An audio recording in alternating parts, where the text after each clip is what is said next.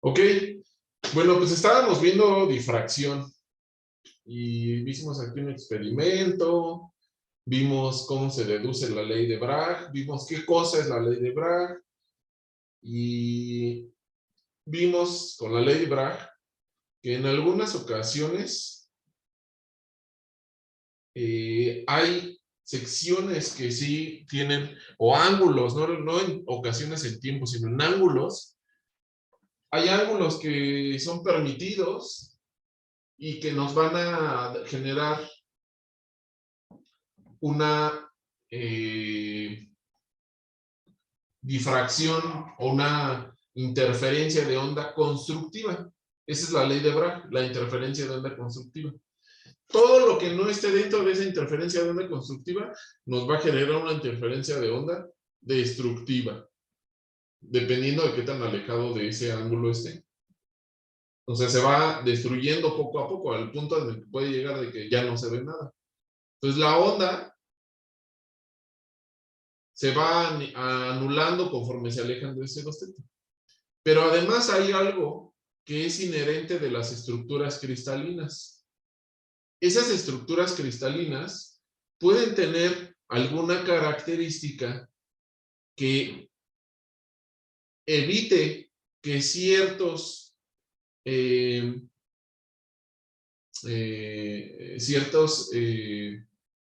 valores de 2 teta se observen. Eso se debe a que la forma en la que se acomodan los átomos va a causar que esa interferencia destructiva exista. Entonces, ¿se acuerdan que les dije que había unas tareas plus y les dije que les iba a ir diciendo cuáles son? Bueno, pues de que creo que a la fecha van 2. Bueno, esta es la tercera. Tienen que investigar de dónde sale esta expresión. Esta expresión se llama el factor de estructura. Hay que deducirla a partir de argumentos geométricos. ¿Sí? Vamos a analizar un poquito cómo deducirla. Aquí tiene E elevado a algo y pi. Entonces, esto y pi parece que son senos y cosenos, ¿verdad? Y pi, ¿se acuerdan que hay una relación que es una serie de Euler, que se escribe Euler, y con esa serie de Euler pueden convertir esto a i coseno o i seno. En este caso, a ver, es e a la i, creo que es i seno. Entonces, esta es una forma, pero hay que buscar por qué es la suma de esto. Entonces, si son sumas, una sumatoria de cosenos, parece ser que son vectores, ¿verdad? Hay que sumar entonces varios vectores para obtener esto, pero hay que buscar el argumento geométrico, ¿sí?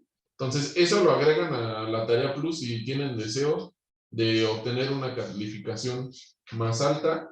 Hay que realizar esa deducción y llegar a esa fórmula. Entonces, para los demás que no tienen deseo de obtener mayor calificación, vamos a empezar desde aquí y vamos a ver que este factor de estructura nos sirve para determinar qué átomos o qué acomodo de átomos va a causar una extinción. A eso se le llama extinción sistemática. Porque en todos los casos va a depender siempre de las posiciones en las que se encuentran los átomos. Por ejemplo, si tenemos una celda cúbica centrada en las caras, siempre va a tener ausencias sistemáticas. Ahora, ¿ausencias de qué? Bueno, si se dan cuenta, ya no activé se me olvidó activar el sistema para que se vea el mouse. Pero si se dan cuenta, estas H's, esas que dice H, corresponden a ¿qué cosa? H, K y L corresponden a ¿qué? ¿Cómo se llaman esos? Los índices de Miller. Los índices de Miller, muy bien. Entonces, tienen ausencias sistemáticas con los índices de Miller. X, Y y Z van a ser las posiciones atómicas. J es un contador, ¿verdad? Aquí J tenemos desde 1 hasta N, donde representa las posiciones atómicas. Entonces, las coordenadas del átomo 1 sería X, Y, Z. Luego, para el siguiente término de la sumatoria, las coordenadas del átomo 2 sería igual X, Y, Z. Y luego las coordenadas del átomo 3, X, Y, Z, y así sucesivamente. Este F se le conoce como el factor de estructura. Y esta F es una constante del factor de estructura, que se le conoce como el factor de dispersión. Scattering factor. Entonces, esta expresión nos va a determinar si vamos a observar o no vamos a observar. A pesar de que estemos en un ángulo que digas, ay, de acuerdo a la ley de Bragg, yo determiné que sí debe de verse. Sí, pero resulta que la estructura cristalina puede interferir consigo misma. O sea, un átomo que difracta puede interferir con otro átomo que está difractando, y eso va a causar que haya ausencias sistemáticas. ¿Queda claro? O sea, un átomo se encima con otro átomo y entonces pues no vamos a ver nada. Se atraviesa en el camino del haz. Entonces, aunque el haz haya tenido una longitud que sea igual a n lambda, como se atraviesa otro átomo que está encima, ese átomo evita que haya una difracción. Entonces, no siempre vamos a obtener difracción a pesar de que se cumpla la ley de Bragg. ¿Por qué? Otro átomo se atraviesa y eso le llamamos el factor de estructura. ¿Queda claro?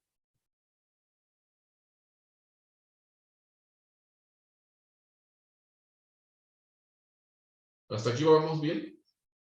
Ahorita vamos a hacer un ejemplo. ¿Sí? Sí. Ok. Entonces vamos a hacer un ejemplo y vamos a tomar, voy a hacer de hecho la más complicada de todas. Vamos a hacerlo para el caso de la SIM de una cúbica FCC. Ajá. Es la más complicada de la FCC porque no es la más complicada de todo lo que se puede hacer.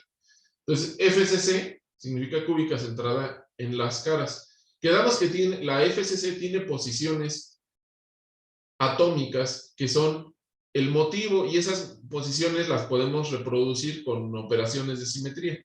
Entonces, las que no deben de fallar y que son el motivo son el 000, el átomo que está en la 00. Esto sí está con comas, si se dan cuenta, porque son posiciones atómicas. El átomo que está en 1 medio 0 está en una de las caras. El átomo que está en 0, 1 medio está en otra de las caras. Y el átomo que está en la 1 medio 0, 1 medio es el átomo que está en otra de las caras. Aquí solamente hay 4 átomos para representar a la FCC. Quedamos que esos 4 átomos son suficientes para representar todo el sistema tras aplicar operaciones de simetría. Entonces, estos 4 átomos son una FCC. ¿Hasta ahí van bien? Sí. Muy bien.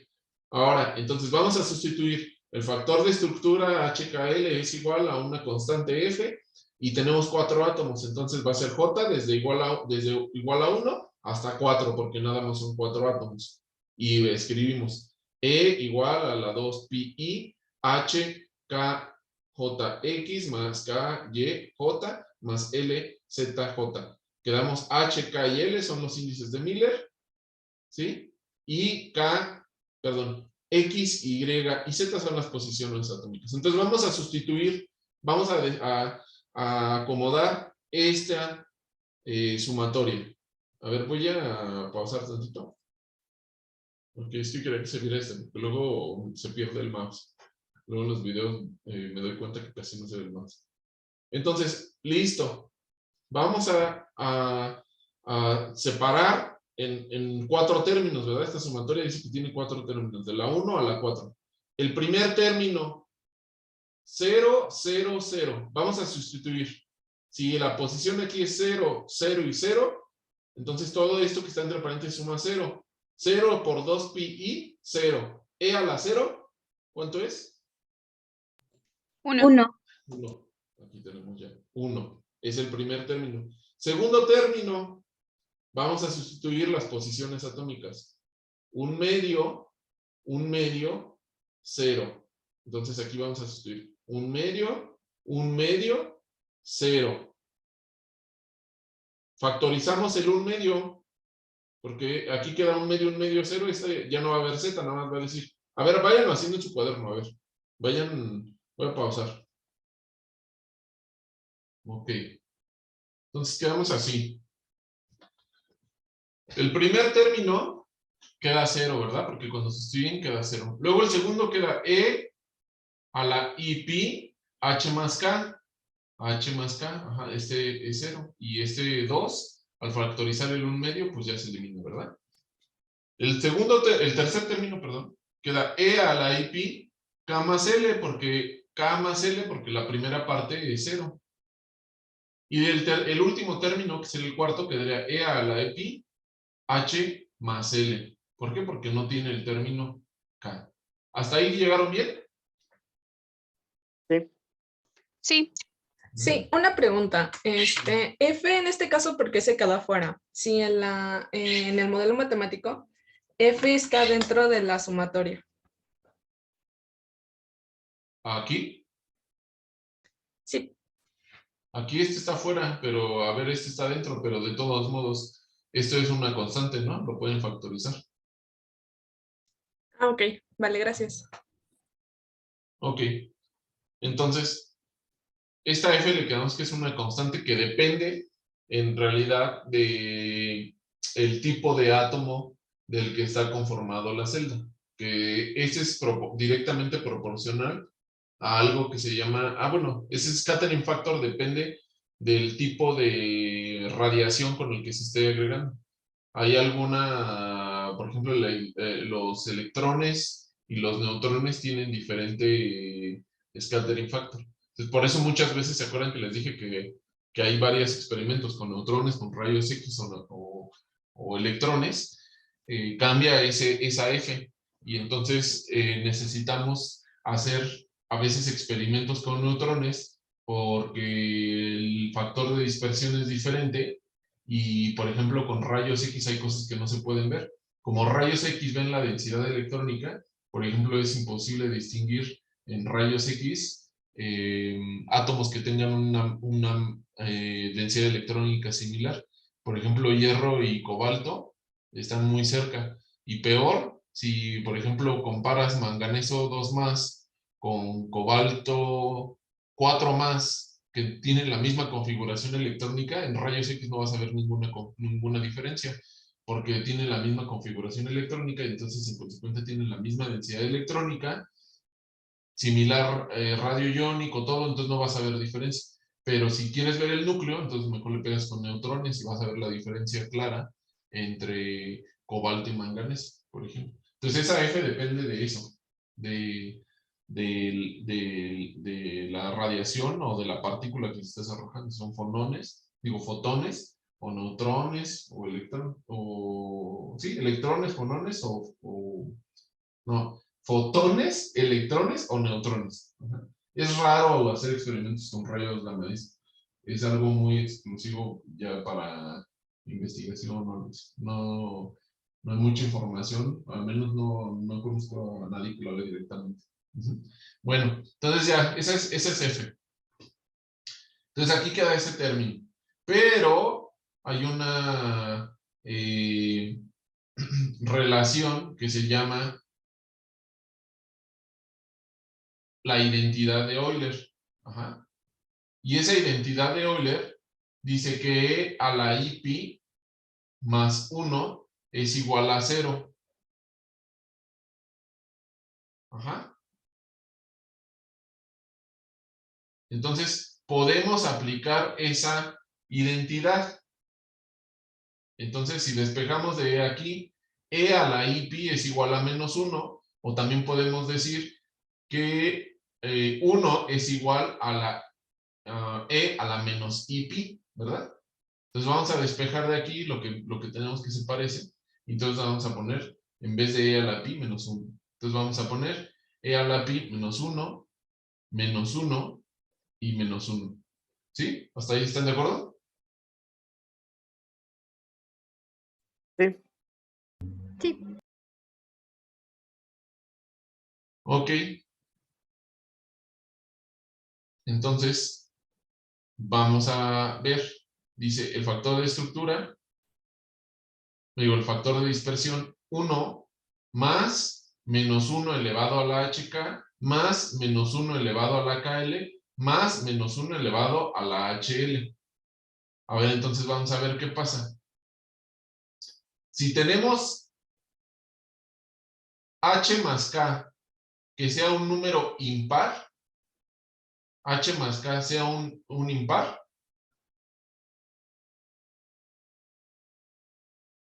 entonces, ¿cuánto va a ser? Menos 1 elevado al número impar. Se va a quedar en -1. Se va a quedar en menos 1. Menos 1 elevado a la 1, menos 1 elevado a la 3, menos 1 elevado a la 5. A todos los números impares es menos 1. Y menos 1 elevado a un par, a un número par, ¿cuánto es? 1. 1. 1. Muy bien. Entonces, vamos a ver. Si resulta que todos estos,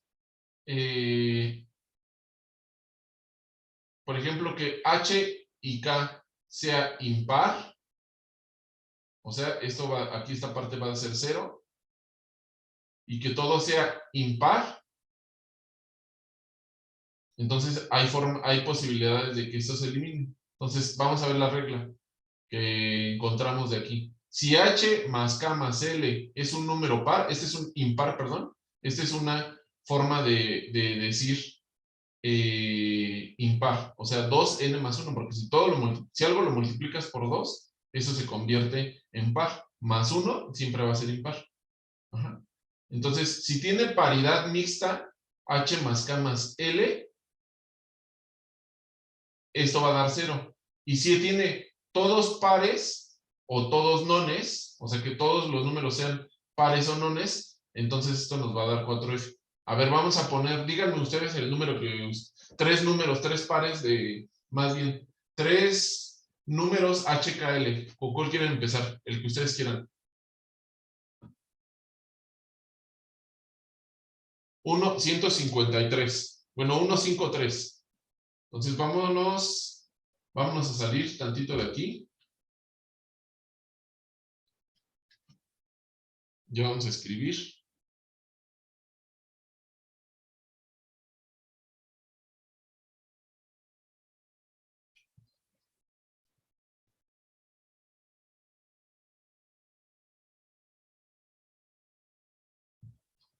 Voy a copiar la función a la que ya llegamos. ¿Saben qué es lo que no me gusta de Zoom? Tengo que estar, cuando alguien se desconecta o así, tengo que estarle dando para dejarlo pasar. Y en Google Meets los deja pasar automáticamente, ¿no? Si ya están miembros del grupo, ya. A ver, entonces, dijeron 1, 5, 3. ¿Sí? Entonces, este es impar, par, impar. Y vamos a poner HKL es igual a F1 más, más menos 1. H vale 1 y K vale 5, serían 6. Más, perdón, sí, más menos 1, K y L. K vale 5 y L vale 3, eso es 8. Más menos 1, H más L sería H1 y 3, entonces serían 4. No, perdón. HKL, sí, 4. K y L, ¿está bien? K y L son 8. Y H y K, H y K, H y K son 6. Muy bien. Entonces vamos a reducir.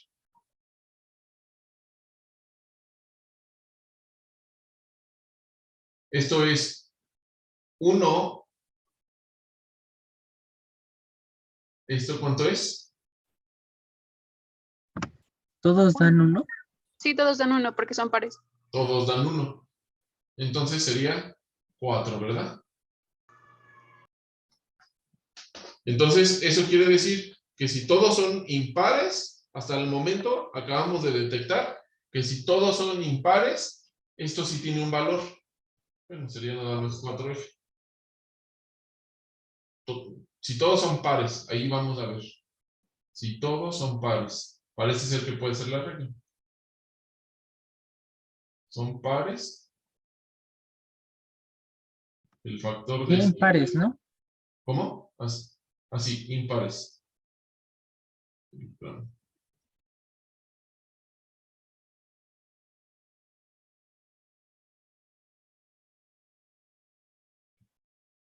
Hace un tiempo descubrí que la palabra non no es usado en muchos países. Entonces por eso no estoy diciendo non. Ya ven que pueden decir pares o nones, pero muchos países no entienden que es non y nosotros decimos impares en México. ¿Sí? Apenas también estaba viendo que la costumbre que tenemos de aventar al cumpleañero al pastel solo es en México. ¿Qué cosa? No, a nosotros nos ocurren esas agresividades. Ok, entonces estos son impares. Otra tarea que quieran decir. 2, 5 y 9. 2, 5 y 9. Ya no lo voy a hacer pasito al pasito, pero a ver, nada más voy a quedar H, K, L y quedaría 1 más 2, sería HK, sería 2 más 5, serían 7, es impar, entonces sería menos 1. Y luego más, menos 1, K más L, tenemos K más L, son 5 más 9, son 14, es par, entonces esto sería más. Y luego más, menos 1, H más L. H más L son 11, y eso es impar, y entonces aquí queda menos 1. ¿Cuánto da eso? 0. 0. Vamos a analizar. Este número es par, este número es impar, y este número es impar. Entonces, si todos, o bueno, paridad mixta,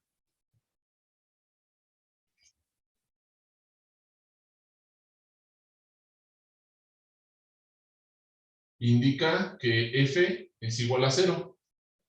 Entonces ya tenemos varios casos. Tenemos, todos son impares, 4F. Paridad mixta, F igual a 0. Vamos a comparar otro número, vamos a buscar un número que sea, todos son pares. ¿Pero qué predicen si todos son pares? De lo de aquí, bueno, vamos a hacerlo. Para que, a lo mejor yo tengo la intuición porque ya lo he hecho varias veces. Pero vamos a ver. 1.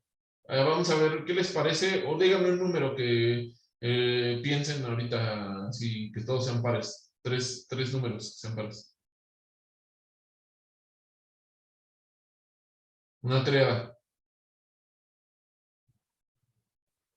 Ahí en el chat. A ver, 2, 4. Ahora sí. Réstenle el número que pensaron. Es cierto. Entonces, más. A ver, dice H y K. H y K, 2 más 4 es par, ¿verdad? Entonces quedaría 1. Más KL. KL es 4 y 6, es 10, es par. Y entonces queda 1. Más menos 1 elevado a la H más L. H es 2 y L es 6, eso es 8, es un número par, y entonces menos 1 queda como más 1. Entonces F nos dice 4F. ¿Sí? Lo que obtengan es su calificación. 4F, chanclas. No, no estuvo muy bien. Ajá. Entonces, al parecer, si todos son impares, también. Si todos son pares,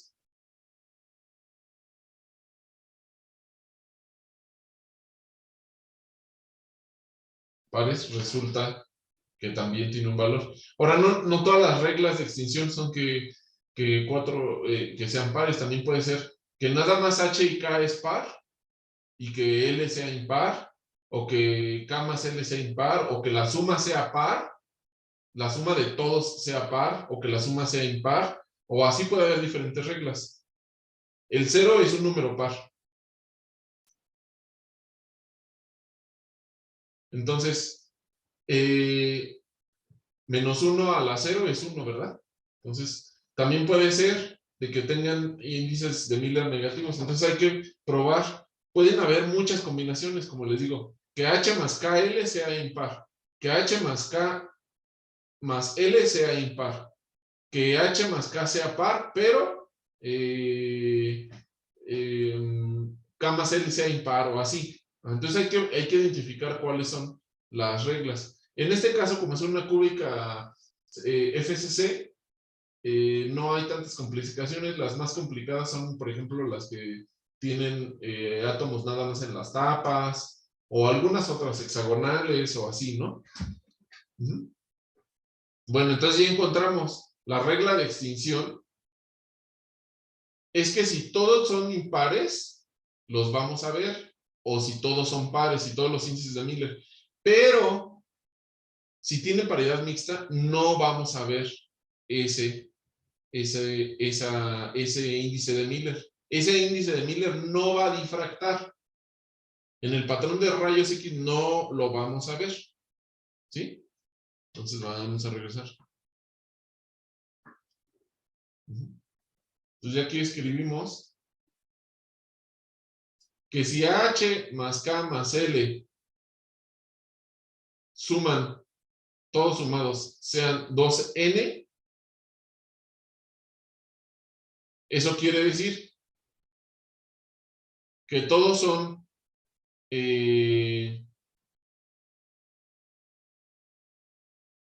pares, o que todos sean impares,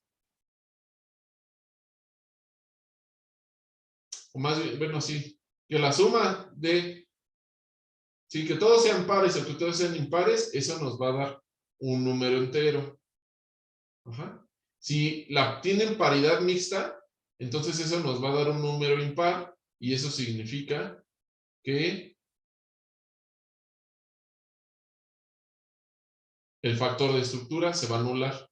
O sea, a pesar de que llegue el rayo con todas las ganas del mundo a difractar según la ley de Bragg, pues sí, pero otro átomo se te atraviesa y entonces eso lo vemos calculado en paridad mixta y no vas a difractar nada, no vas a ver nada.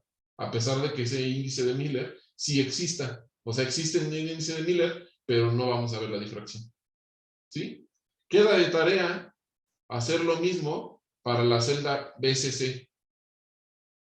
BCC, cúbica centrada en el cuerpo. ¿Sí?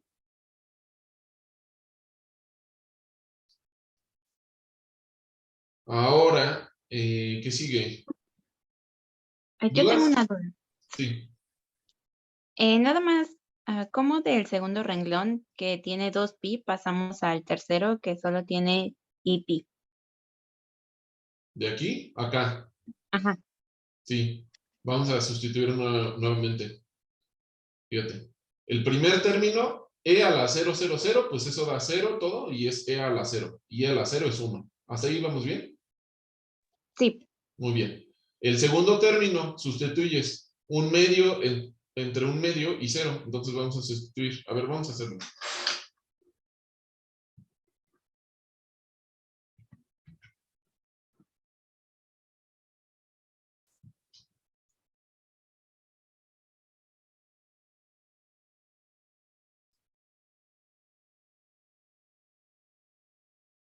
Y pasa, se va moviendo muy loco.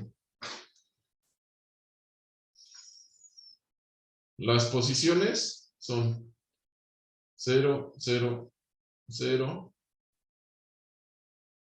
un medio, 0,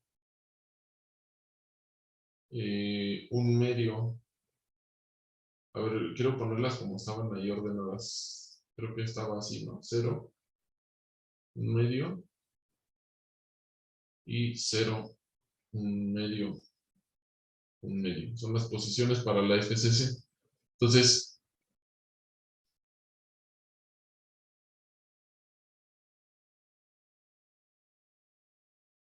para la primera sería E a la 0 más E a la 2 pi i h por un medio más k por un medio más L por 0 más el segundo término que es este que corresponde acá, E a la 2 pi i multiplicado por h por un medio, que es la posición, más k por 0 más L por un medio,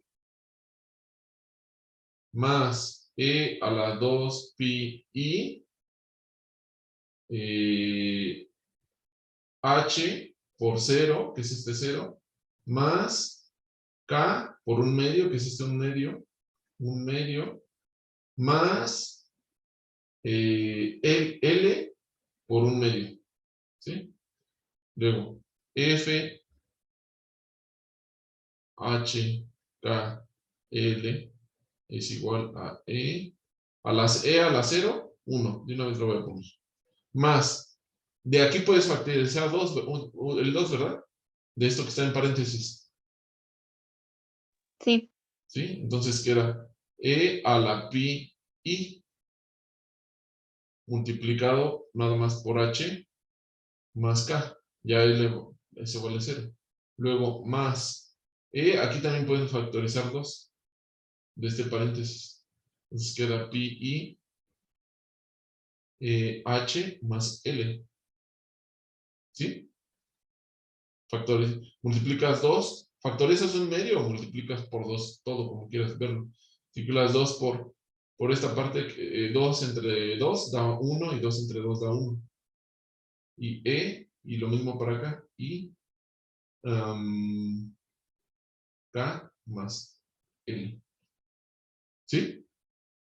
sí, ya todo claro, gracias. Ajá. Y esto, E a la pi es igual, de acuerdo a la relación de Euler, eso es igual a menos 1. Entonces, F, H, K, L es igual a F1 más menos 1, H más K más menos 1, H más L y más menos 1, K más L. Y es la expresión que tenemos allá al final. ¿Está Sí, todo claro lo del ejemplo? Ok, ¿hay dudas? ¿Otras dudas? Sí, yo Marco, tengo una duda. Ay, no te escuché bien.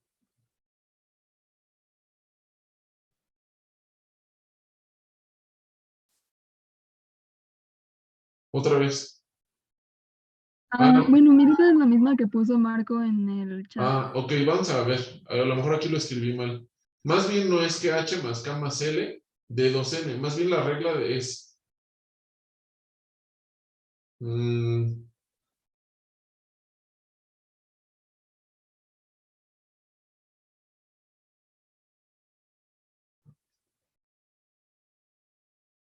la voy a copiar.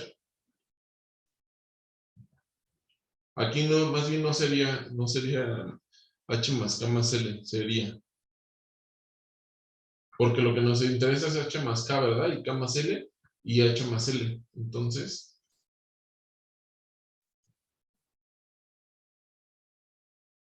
para que esto ocurra, más bien aquí, sería, esto está bien, todos pares o todos nones o todos impares, pero aquí esto estaría mal. Sería más bien H como comas en vez de signos de más, ¿no? Para que todos sean 2n o que todos sean 2n más 1. Sí, pero con la coma, con el igual no va, entonces no, matemáticamente no está bien, tendríamos que poner así. Que h,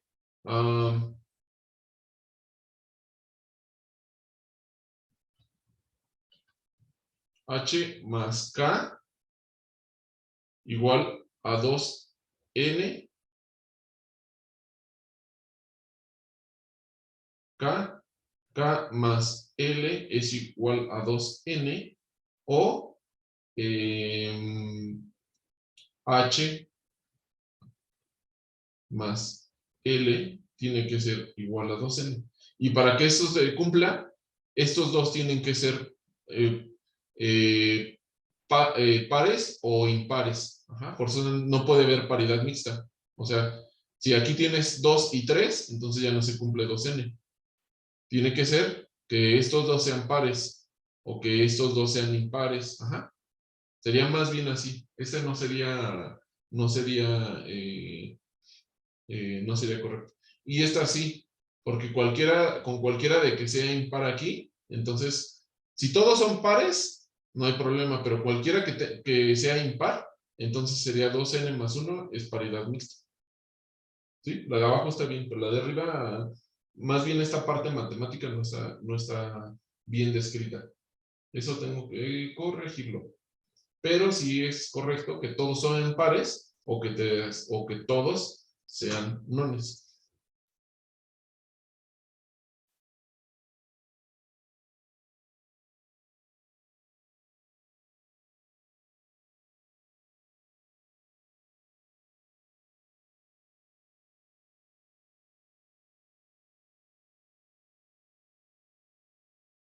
¿Sí? ¿Dudas?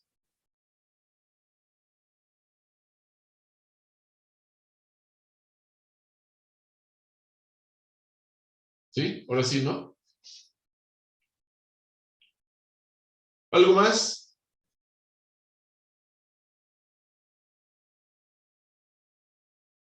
¿No? Ahora sí vamos a regresarnos a lo que estábamos viendo la otra vez que les dije, eso lo vamos a ver luego.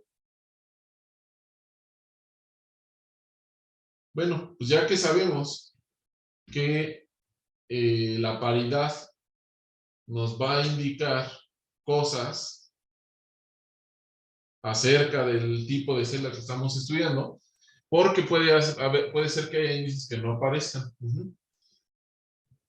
Entonces podemos identificar a partir de un patrón de difracción de rayos X de neutrones o de electrones, podemos identificar qué tipo de estructura cristalina tenemos. Entonces, además hay una relación que se llama, esta es la distancia interplanar, que es esta misma distancia interplanar que vimos con la ley de Bragg. Ajá. Y esa distancia interplanar es igual a 1 entre el parámetro de red h cuadrada k cuadrada más l cuadrada. Para el caso de la cúbica, únicamente, este es únicamente para el caso de la cúbica.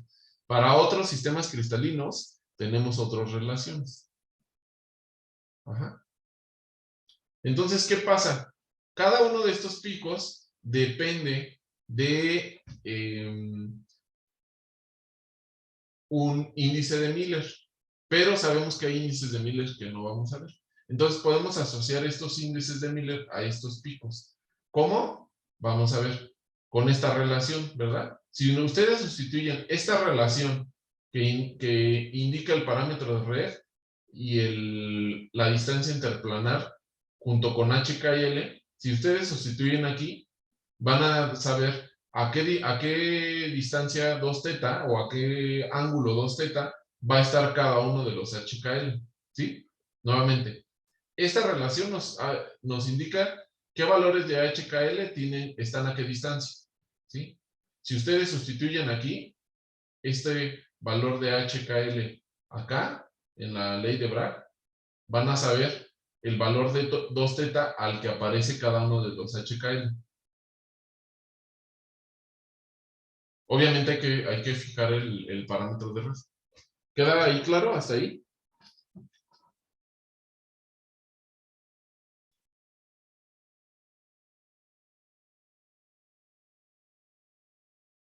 ¿Eso es un sí o no entiendo nada, pero ya me quedo callado?